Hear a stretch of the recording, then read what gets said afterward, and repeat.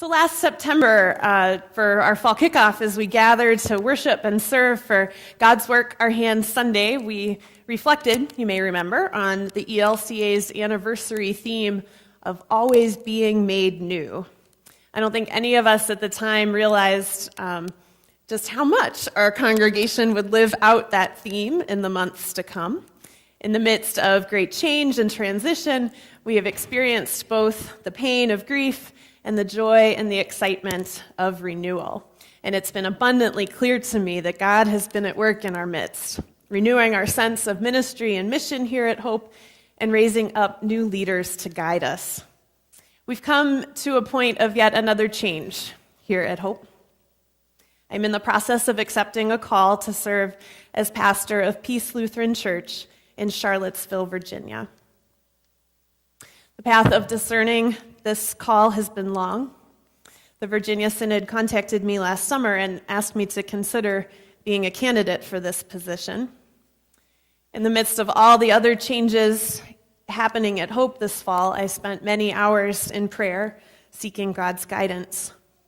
And each step of the way, I felt a little bit more like Abraham and Sarah, being called away from a place I love to serve God in a new place.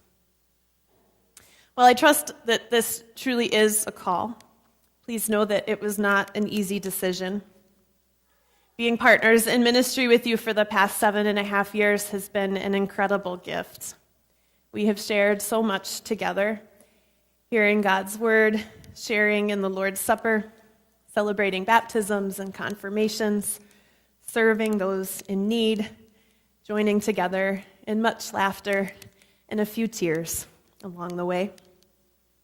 I will treasure the many fond memories I have of journeying with the children and the youth of this congregation, and I will be forever grateful for the way that this church has been a home to my own kids.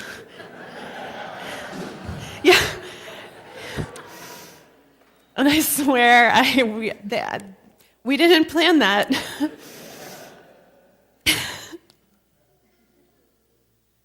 Thank you for the ways that you've supported and challenged and encouraged me and my family during our time here. You will always hold a special place in our hearts. I anticipate that my last Sunday at Hope will be March 2nd.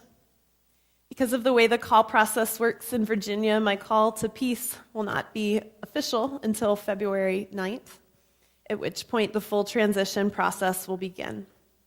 Over the coming weeks, I ask for your prayers for my family, for my husband Terry as he concludes his ministry at Bethlehem Lutheran Church and begins a call process of his own in Virginia, and for Kira and Brendan, who are leaving the only home they've ever known to embark on this new adventure with us. Over the past few months, I've constantly marveled at the ways that God has been shaking things up at Hope, preparing us as a congregation for the new things that God has in mind. In big and in little ways, I have seen God's fingerprints all over our life together at Hope, in particular through the past few months.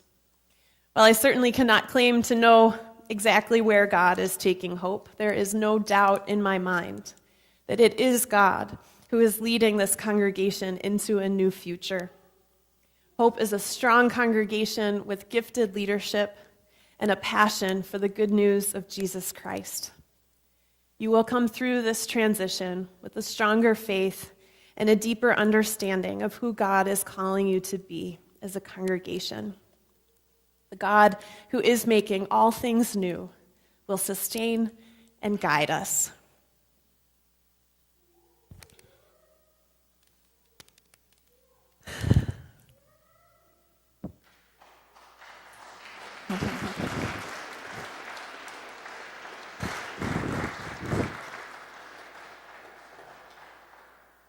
I know I speak on behalf of the Strategic Planning Council and in time all the people of Hope.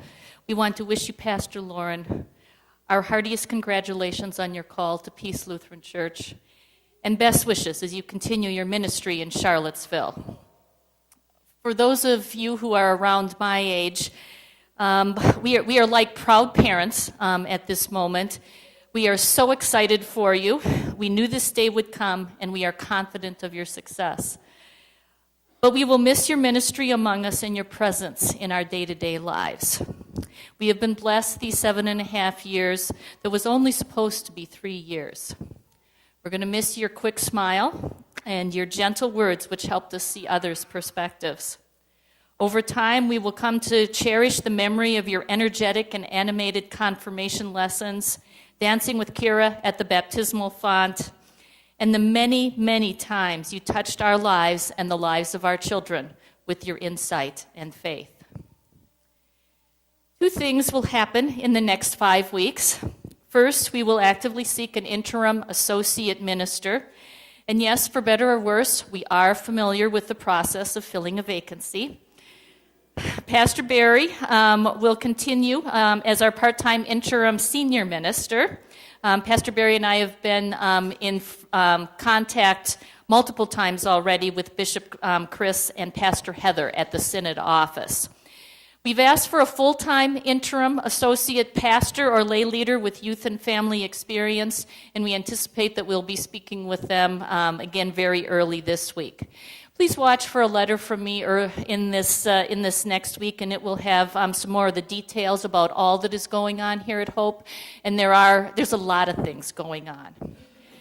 So the second thing that we're going to do in the next 5 weeks is celebrate the ministry of Pastor Lauren here at Hope. We are currently planning the thank you, send-off, you go girl celebration on March 2nd after the service. Please plan on joining us for this event. As I thought about what I was going to say this morning, there are lots of words that flooded my thoughts as I thought about Pastor Lauren and her ministry among us these last 7 years. One of the words that finally jostled out and resonated with me was the word shepherd. Adults, seniors, high schoolers, middle schoolers, and children, and even the pets on St. Stephen's Day have been blessed by Pastor Lauren and her ministry. Pastor Lauren, we love you, and we thank you for your service and ministry. Please join me in acknowledging the blessing known as Pastor Lauren Miller.